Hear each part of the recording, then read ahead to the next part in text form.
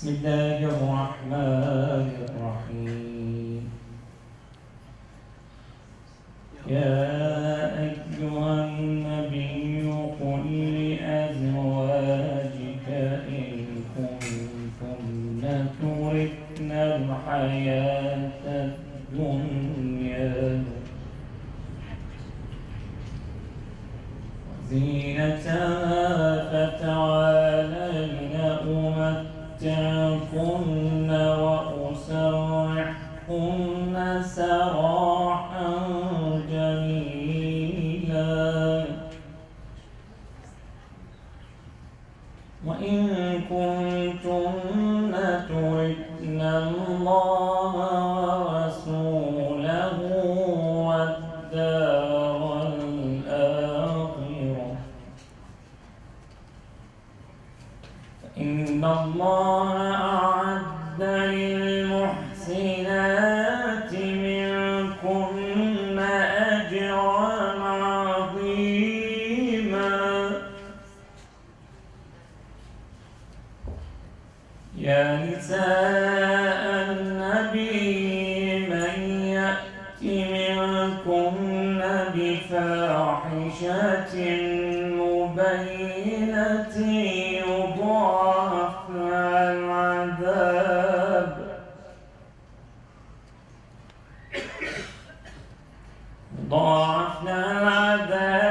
ضعفين وكان ذلك على الله يسيرا.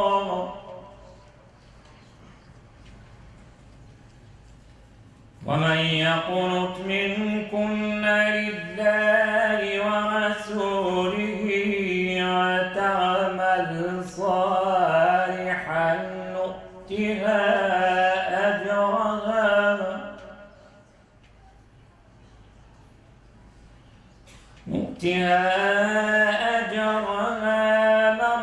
مرتين وأعتدنا لها رزقا كريما.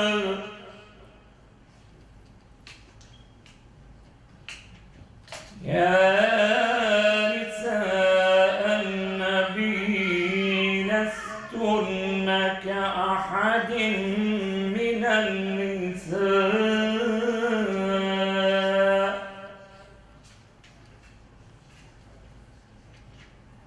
إن اتقيتن فلا تخضعن بالقول فيطمع الذي في قلبه مرض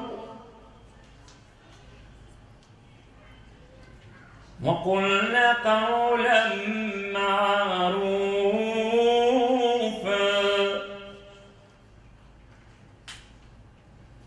وقرن في بيوتكن ولا تبرجن تبرج الجاهلية الأولى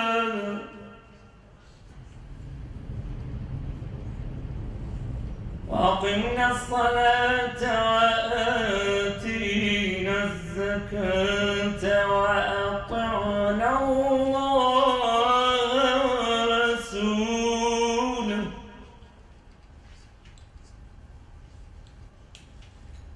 إنما يريد الله ليذهب عنكم الرجس أهل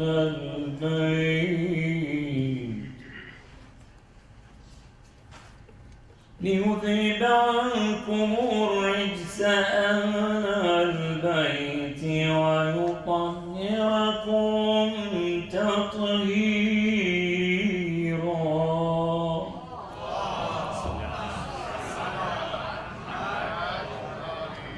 واذكرن ما يتلى في بيوتكن من آيات الله والحكمة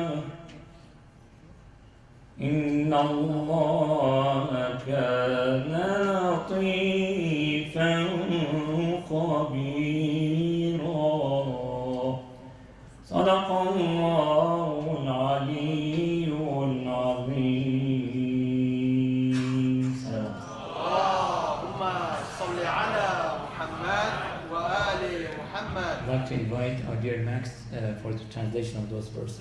صلى على محمد وآل محمد.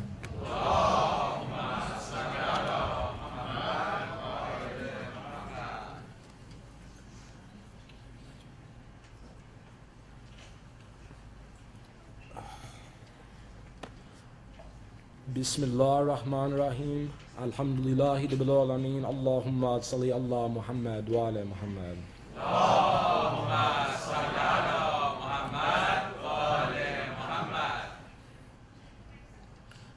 Prophet, tell your wives, if you want the worldly life and its beauty, I shall allow you to enjoy it and set you free in an honorable manner. But if you want the pleasure of Allah, His Messenger, and the life hereafter, you must know that Allah has prepared a great reward for the righteous ones among you. O wives of the Prophet, if anyone among you commits evident indecency, her torment will be doubled. This is not at all difficult for Allah. To those of you who obey Allah and His Messenger and act righteously, we will give double reward and an honorable sustenance. Wives of the Prophet, you are not like other women. If you have fear of Allah, do not be tender in your speech, lest people whose hearts are sick may lust after you. Speak to people in a normal manner. You must stay in your homes and do not display yourselves after the manner of the pre-Islamic age of darkness. Be steadfast in the prayer, pay the religious tax, and obey Allah and His Messenger.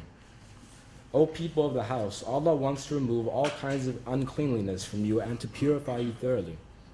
Wives of the Prophet, remember the revelations of Allah and words of wisdom that are recited in your homes. Allah is most kind and all aware. Allah has promised forgiveness and great rewards to the Muslim men and the Muslim women, the believing men and the believing women, the obedient men and the obedient women, the truthful men and the truthful women, the forbearing men and the forbearing women, the humble men and the humble women, the almsgiving men and the almsgiving women, the fasting men and the fasting women, the chaste men and the chaste women, and the men and women who remember Allah very often. Allahumma salli ala Muhammad wa ala Muhammad. Allahumma salli ala Muhammad wa ala Muhammad. Thank you very much, Max. May Allah protect you, inshallah, and bless you and your family. Before I invite our dear brother, one of our very good community members here, Mr. Human Maturi, to the podium, I would like to announce a couple of things. As you all know, because of the time change, we're going to have our Dua Kumail probably start from next week at 7 o'clock. Yeah, sharp 7 o'clock we can start Dua Kumail instead of being before that. Plus the Jum'ah prayers, for those who don't know, and tomorrow we're going to have every Friday until the time changes. We're going to start the Jum'ah prayer at 1 o'clock, inshallah, for tomorrow. So please join me and invite our dear brother Human to the podium with the last salawat.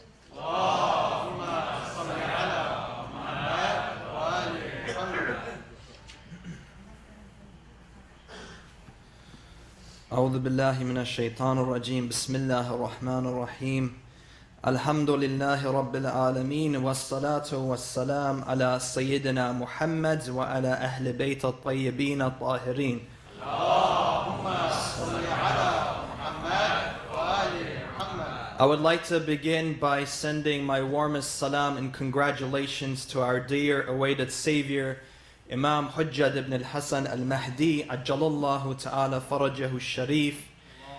Allahumma salli ala Muhammad wa ala Muhammad.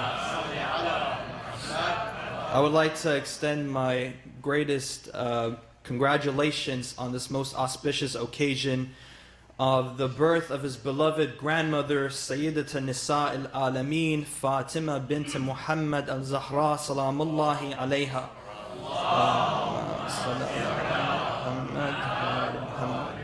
My honorable and respected elders, brothers and sisters, Assalamu alaikum wa rahmatullahi wa barakatuh. I would like to also congratulate each and every one of you as we've gathered here tonight to commemorate the life and legacy of the beloved and dear Lady of Light, Fatima Zahra, salamullahi alayha. And it is truly a distinguished honor for me to be able to be here and to recite a poem, not written by me, but by Dr. Hassan Najafi. صلوا على محمد وآل محمد.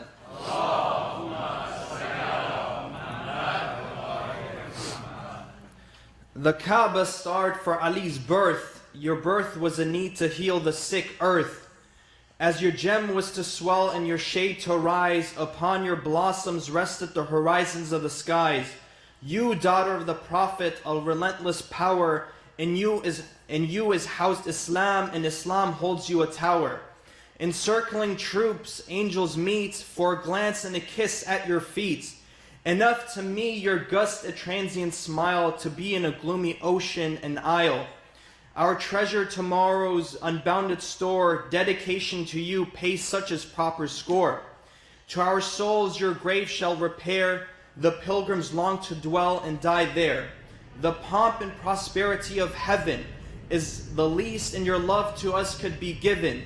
Your person darts dazzling prophetic rays, before it goes dim the diamonds blaze. Your birth fills the Prophet's rising form, cheerful as the morn, hopeful as the divine norm.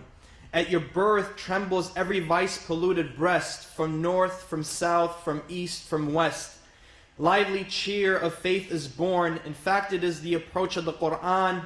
Hope of paradise through dedication to you is fed, and much pleasing it is when possessed. As life runs ahead, we hear from behind. Your name sounds in every wind. Sallu ala Muhammad wa ali Muhammad.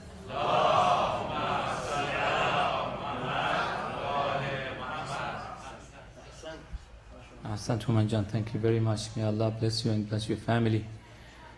Now at this moment I would like to invite our dear brother Sayyid Mehdi Qazwini to the podium with a very loud salawat. اللهم صل على محمد وآل محمد.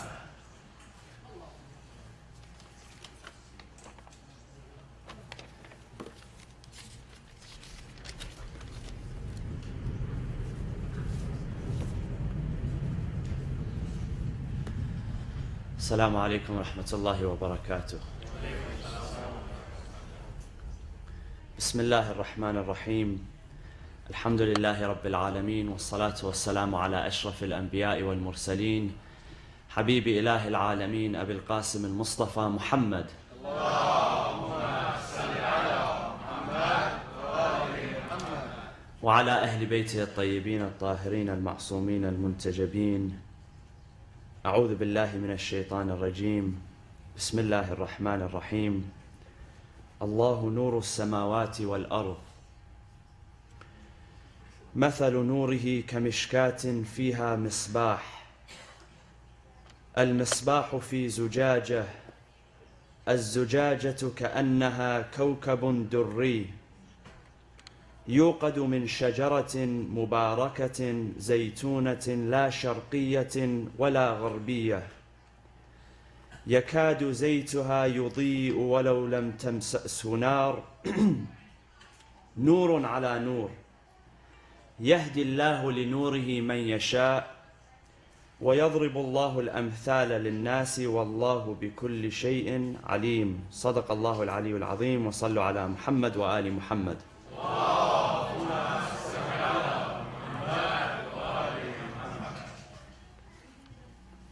Before I begin, I'd like to congratulate you all on the auspicious occasion of the birth of Sayyidati Nisa al-Alameen, Lady Fatima al-Zahra alayha salam. Truly it is a joyous occasion, and I'd like to share with you some of the details of this blessed birth as is narrated in our tradition, and the sort of blessings that were brought upon the ummah, the nation, with the birth of such a lady, and how distinct her present was among the presence of the ladies there, including the ones that had come before and the ones that were to come following. In Bihar al-Anwar, and you're familiar with Bihar al-Anwar, it is a encyclopedia of hadith in the Shi'i tradition, comprised of about 110 volumes, one of the largest, by Allama Muhammad Baqir al-Majlisi. And he took it upon himself to provide this great work, 110 volumes of some of the greatest traditions, or the greatest traditions at least which were available to him at that time. He compiled into an encyclopedia, and he named it Bihar al-Anwar. Al-Anwar, the illuminations, an allegory for the Ahlul Bayt, Al-Anwar. And as we shall see in the Quran, the word Nur in chapter 24, Surah An-Nur, which is named after an ayah number 35, describing Allah as Nur. Allahu Nuru Samawati wal Ard. The Ahlul Bayt in the hadith are associated with that Nur, with the very same illumination, Nur of Allah subhanahu wa ta'ala himself. In Ziyarat Jami'ah, one of the greatest ziyarat found in Mafatih al-Jinan and other books, and is recommended to be read when one visits any members of the Ahlul Bayt, Ziyara al-Jami'ah al-Kabira. We say in it, خَلَقَكُمُ اللَّهُ أَنْوَارًا. It's called Jami'ah because it is a ziyarah dedicated to all of the members of Ahlul Bayt, so it can be recited anywhere. خَلَقَكُمُ اللَّهُ أَنْوَارًا. God created you, O Ahlul Bayt, as Anwar. And this was from His light. Allah is also light. He is represented as Nur. From His own Nur, He created the Anwar of Ahlul Bayt. So the book called Anwar, Bihar al-Anwar, Bihar, oceans, because of the vast amount of information which is in there. And Al-Alam al-Majlisi, when he compiled this encyclopedia, he commented on it. He said that this is like an ocean, in the same way that you find in the ocean pearls, which are very valuable, and sometimes you'll find things which are not so very valuable. Some animals or some things that you might find in the ocean that aren't very valuable. You will find both types here, and when he compiled this encyclopedia, it was mainly for the purpose of research. A person who is learned, who knows how to distinguish between what ahadith are authentic and what ahadith are not, is to use this as a source. But regardless, when Allama Majlisi presents the ahadith which have to do with the birth and the life and the martyrdom of Sayyidah Fatima al-Zahra alayhi salam, he dedicates an entire volume to it. And that's volume number 43 out of the 110. And one of the first narrations in volume 43 describes the birth of Fatima, describes the story behind her birth. And through this we begin to see how significant and how special her birth really was. Because it happened under a set of circumstances. And I'll describe in a minute what circumstances I'm speaking of. The first hadith is from the sixth Imam, Al-Imam al-Sadiq alayhi salam. And the narrator is Al-Mufaddal bin Umar, who was one of the famous narrators and companions of the sixth Imam, Al-Mufaddal bin Umar. He has a book which he compiled based off of the teachings of the sixth Imam called Tawheed al-Mufaddal. This is one of the earliest books in the Shi'i tradition. And it speaks about Tawheed. It speaks about the attributes of God, Tawheed al-Mufaddal, which he learned from, these teachings he learned from his master, the sixth Imam. So the sixth Imam narrates, he says to Al-Mufaddal bin Umar, he says to him that when Khadija bint Khuwaylid, the noble lady, decided to marry Rasulullah sallallahu alayhi wa sallam,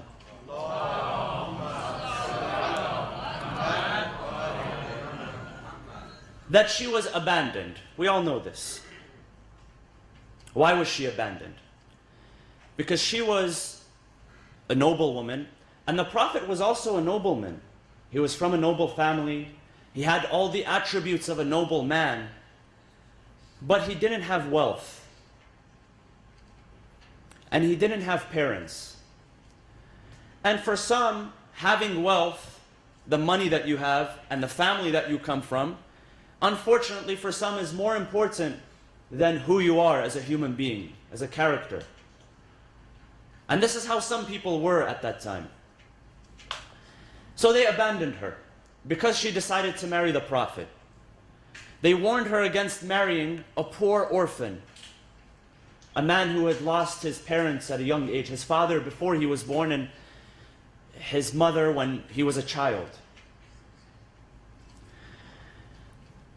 So they abandoned her. And not only would they stop visiting her, they didn't allow others to visit her. And so she became very lonely. She became very lonely. Sometimes we make choices in our life, and because of those choices, we will miss out on some of the associations that we have. We will lose some of our friends. Some of our family members might reprimand us. But this is a consequence based off of a choice. She made an excellent choice. She married the perfect man. She married the perfect gentleman. But she had to suffer the consequences of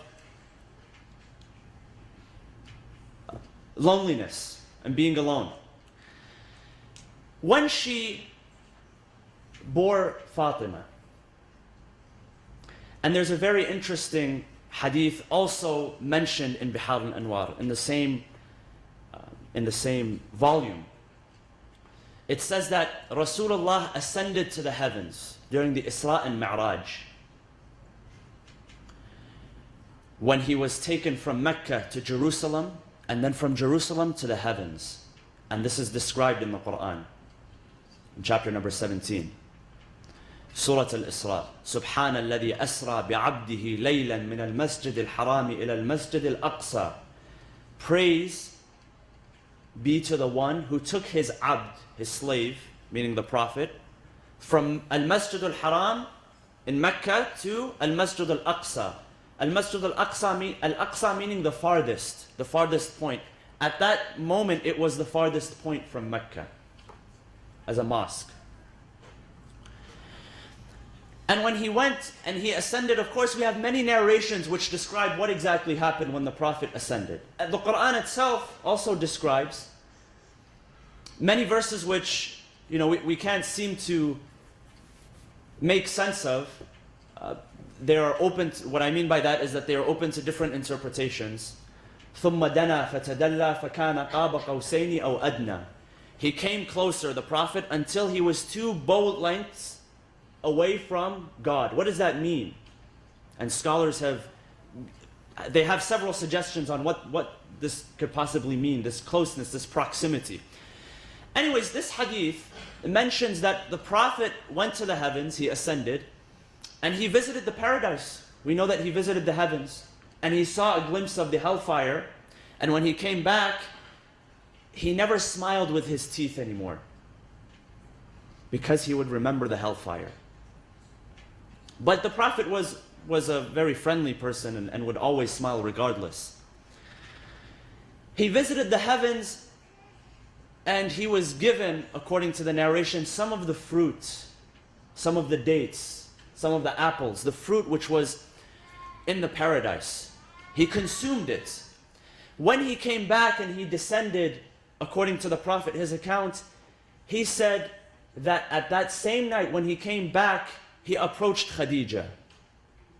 And when he approached Khadija, that was when the inception took place. And this is when why when the Prophet would describe Fatima, he would describe her as one of the huris of the paradise, meaning she had an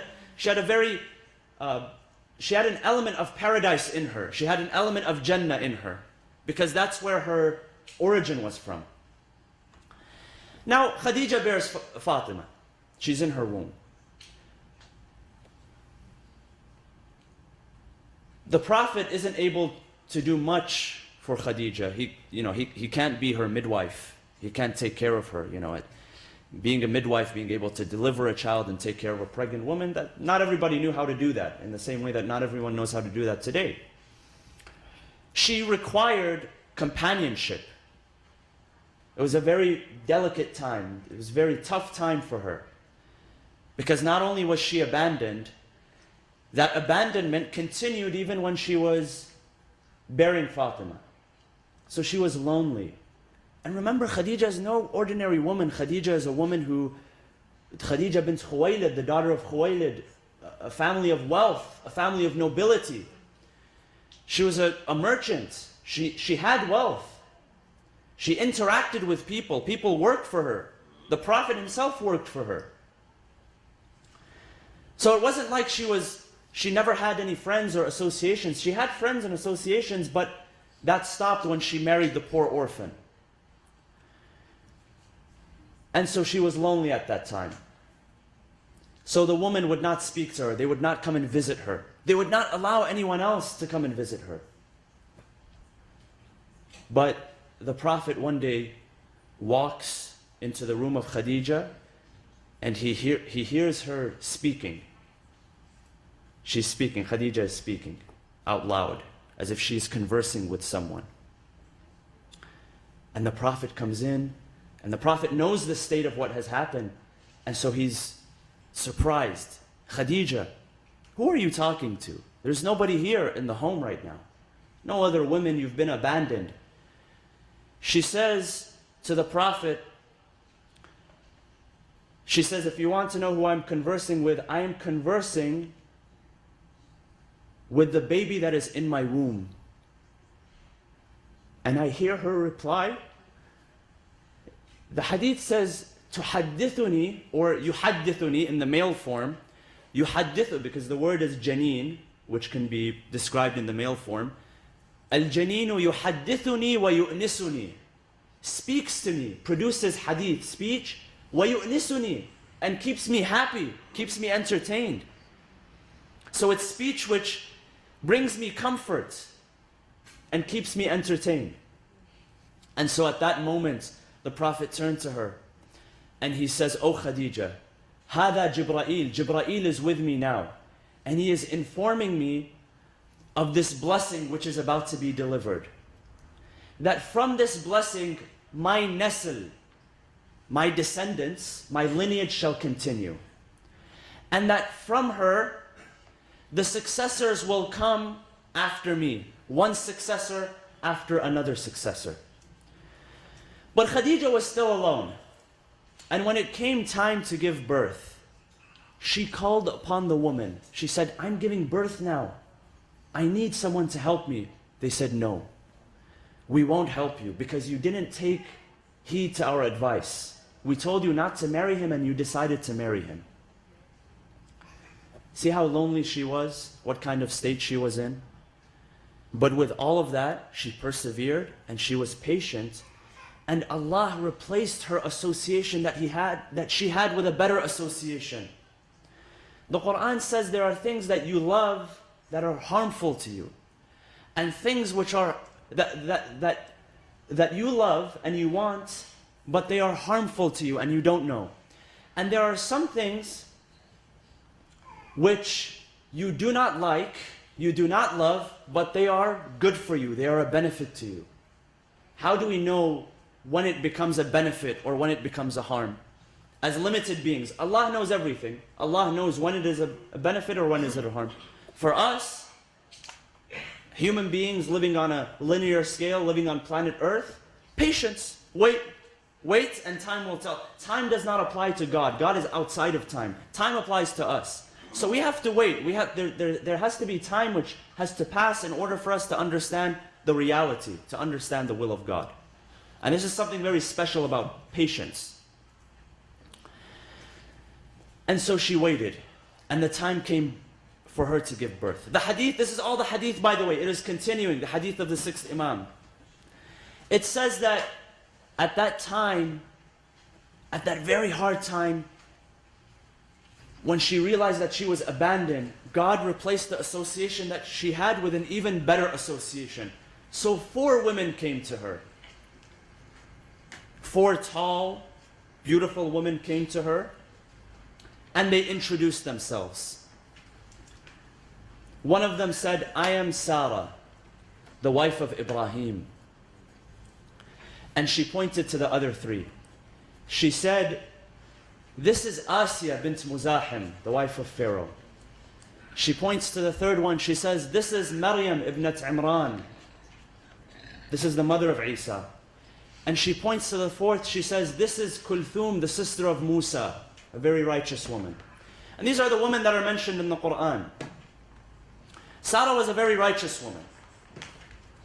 She was the mother, and she had to be righteous to produce a lineage like the lineage of Ishaq. You have to be a righteous person, a righteous mother and a righteous father, Ibrahim.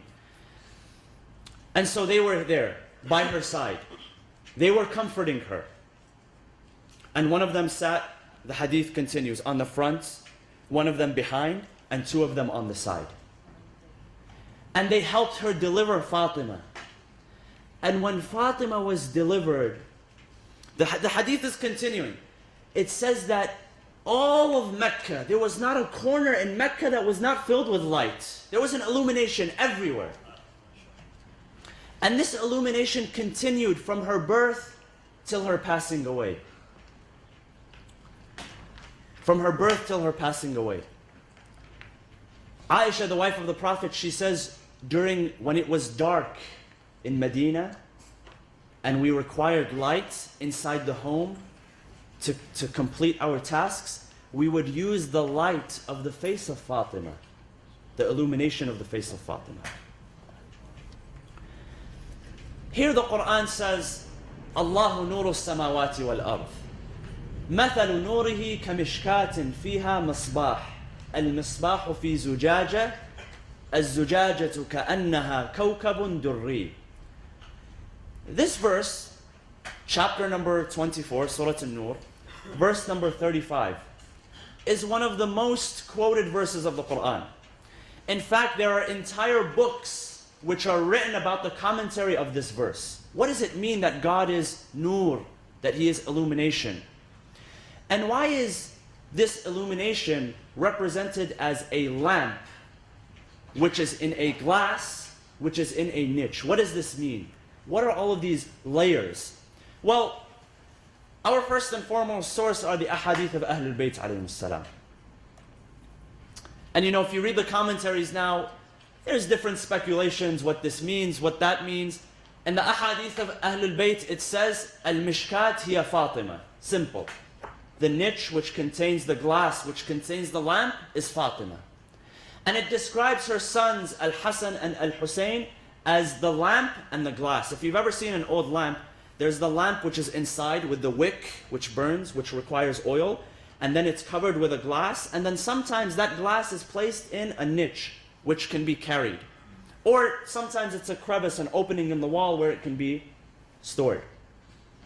All of these allegorically are interpreted as the members of the household of Ahlul Bayt. Allahu nuru samawati wal ard. Mathalu nurihi, like His light is mishkat. Mishkat is Fatima. Mathalu nurihi kamisbah. Kamisbahin fiha mishkat. Okay? Or mishkatin fiha misbah. Al-misbahu fi zujaja. Az-zujajatu ka'annaha kawkabun durri. Yuqadu min shajaratin mubaraka. Where does the fuel come from? A blessed olive tree, which neither belongs to the east nor to the west. يَكَادُ زَيْتُهَا يُضِيء وَلَوْ لَمْ يَمْسَسْهُ نَارٌ. That the oil is illuminating even when there is no fire. نُورٌ عَلَى نُور. Light upon light. And the hadith say that light upon light is the imams of Ahlul Bayt, one after another, one nur after another nur. Sallu ala Muhammad wa ali Muhammad.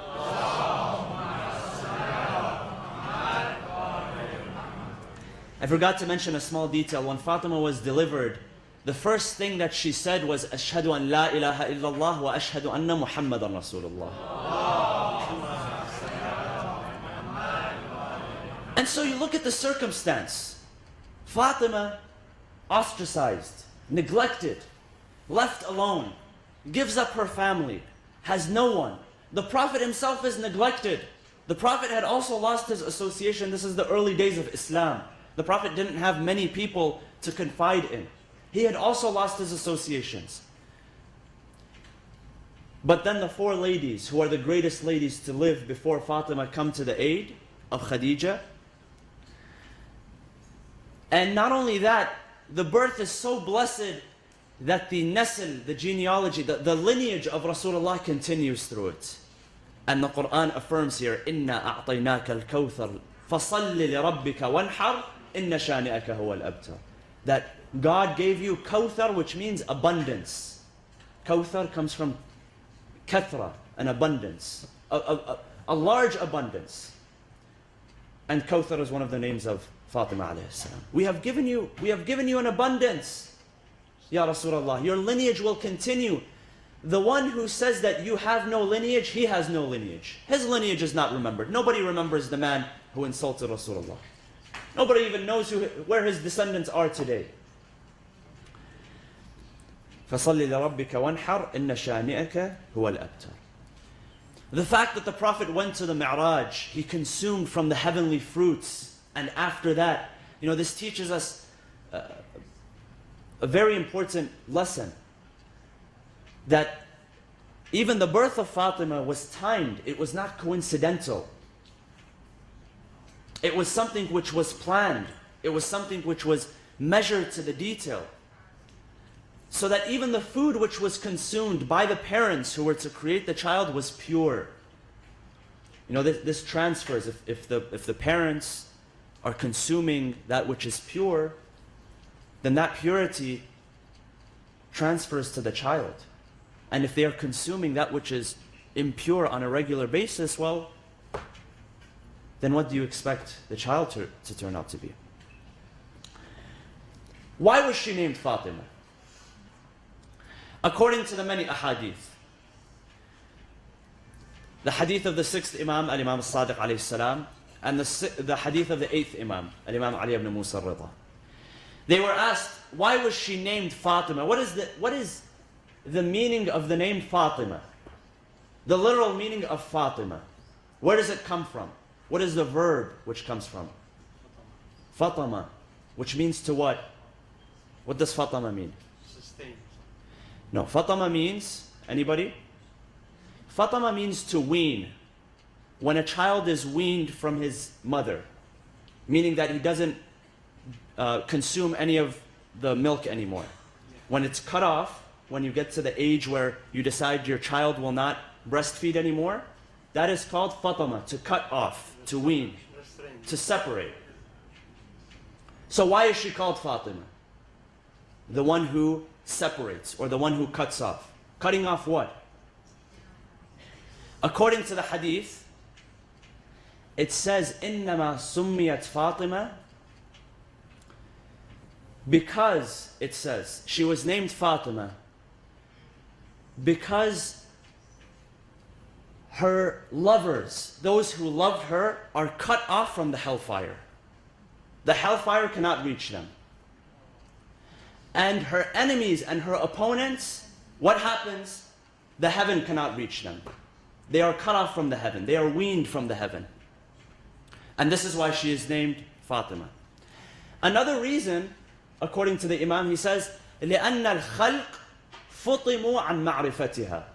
Because humanity, all of humanity, has been cut off from knowing the true value of who Fatima was. To this day, we don't understand the greatness and the glory of Fatima. And this is evident from the ahadith. The Imam says, نحن حجج الله على خلقه وفاطمة حجة علينا. We represent the authority of God upon His people. And Fatima represents the authority of God upon us. In the same relation that we have to our Shia, our followers, Fatima has to us. She has the same sort of she has the same sort of authority upon us as well. And Fatima left behind a rich legacy. Sometimes we ask ourselves, well, there's not much that we know about Fatima during her life. We don't have a large collection of hadith. She only lived for about 18 years. And her life in Mecca, we don't know so much about. We know about her life in Medina, but that was only a few years. But with what we do know about her, she left behind a very, very rich legacy. there wasn't a lot, but what was there and what is there is very rich. One of the things which she left behind in terms of practices was the daily practice that we have, the tasbih. Tasbih Fatima. The one that we do after each prayer. And it's also recommended to do before you sleep as well, according to the hadith. And this is also mentioned in Bihar al-Anwar. Al-Alam al-Majlisi, he narrates in his hadith, going to the narration of Amir al-Mu'mineen. Amir al-Mu'mineen narrates the following. He says that one day there were, and this is in Medina, there were spoils of war, which had just arrived from a recent battle. And, you know, spoils of war brought with them an abundance. There was always an abundance to be divided among the Muslims, among the companions, for everyone to benefit from. The Imam had noticed Fatima had become very tired. It had taken, the housework that she was doing had taken a toll on her. You know, the housework, they didn't have, like today we have the, you know, the robot that does the vacuuming. And you just set a timer, it goes around. Have you seen them? They vacuum the entire space and it comes back to the dock and it charges. And none of them ever work properly. They always get stuck. But we have dishwashers. We have vacuum cleaner. None of this was existent back then. Everything had to be done manually. Imagine if they took us right now and they placed us in the 7th century. All of us would die in 3 days. Because we would have to go get the wheat and we'd have to go crush it and we'd have to do I don't know what and use that big thing that they used to use and make the bread, and we would die of starvation. That would be a good diet. This work had taken a toll on Fatima. She had 4 children and she did not have a servant with her. And usually women had a servant in the home, sometimes even more than one servant. So the workload was upon her, and the Imam would always help her, of course. He would always assist her. But he saw that it had taken a toll. Fatima was very fragile. She was very fragile. And you know, her physical side was very fragile. She was not strong. She didn't eat much either. They only ate enough to sustain their energy, nothing more than that. And so he tells her, go to Rasulullah. Let's ask him for assistance, since now that there's an abundance. So Fatima goes to the Prophet and she notices that his companions are sitting with him.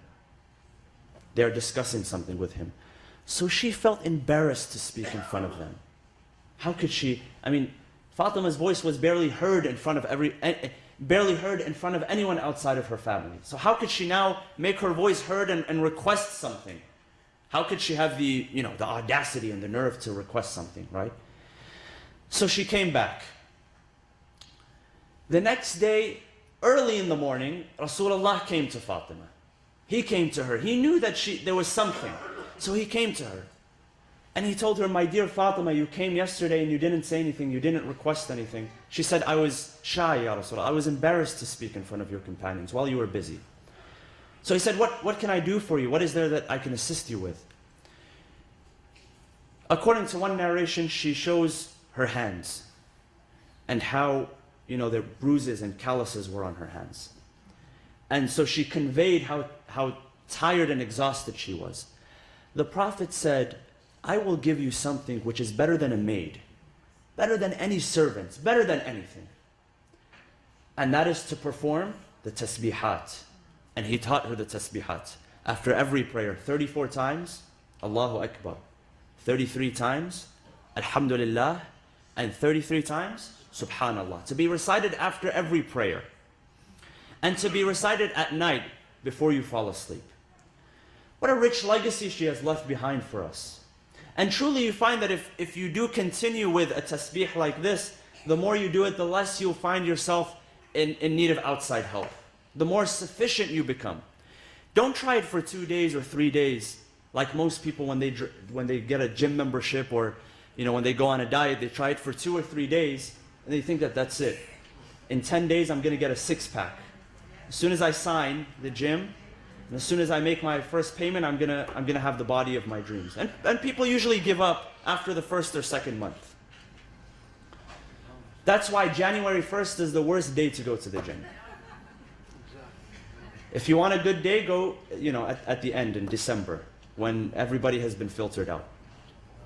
Most people cannot keep up with this. If you keep up with it, if you keep up with things such as Salatul Layl, if you keep up with things such as a tasbihat, you will begin to see the effect in your life. Give it some time. Give it some time for it to change you internally. Give it some time for it to have some effect on you internally. This was one of the things that she left behind. And, just to leave on this point, there's so much to be said about Fatima that can be condensed, into one lecture. The legacy that she left behind was not only acts of worship, but her character, her demeanor, her chastity. There was a blind man by the name of Abdullah bin Maktoum. A good man, but a blind man. He could not see. A companion of the Prophet. And one day he comes to the home of Fatima. And he knocks on the door. And he was blind. Everybody knew that he was blind. She places on her hijab, full hijab, from top to bottom, and she opens the door for him. And then she is asked why. Why is it that you covered from him? He's blind, he can't see you. She said, he cannot see me, but I can see him. And since I can see him, it's enough for me to observe chastity. So chastity, iffa, it's a two-way street. It's not only people looking at me, it's me looking at people as well. A very, very rich legacy she left behind. And, just the fact that Amir al-Mu'mineen spoke so highly of her in Nahj al-Balagha. As I mentioned, I think last week or the week before, Amir al-Mu'mineen didn't say much which was recorded during the life of Rasulullah. He didn't make sermons and letters and statements. If anything, he only had interactions with the Prophet or interactions with other companions which were recorded. But as far as his own sermons, most of them were recorded in Nahj al-Balagha. And really what Amir al-Mu'mineen has to say about Fatima in Nahj al-Balagha, just that which he has to say is enough to remind us of her grand legacy which she left behind. And really the fact that she was so unique. There was nobody like her.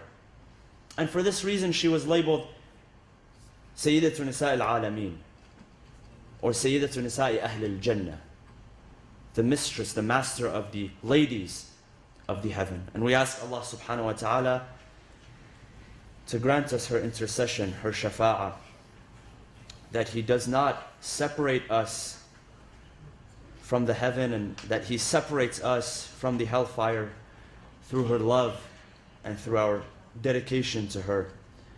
بسم الله الرحمن الرحيم اللهم اغفر للمؤمنين والمؤمنات والمسلمين والمسلمات الأحياء منهم والأموات تابع بيننا وبينهم بالخيرات إنك مجيب الدعوات إنك قاضي الحاجات إنك على كل شيء قدير برحمتك يا أرحم الراحمين وصلى الله وسلم على سيدنا محمد وعلى أهل بيته الطيبين الطاهرين. اللهم صل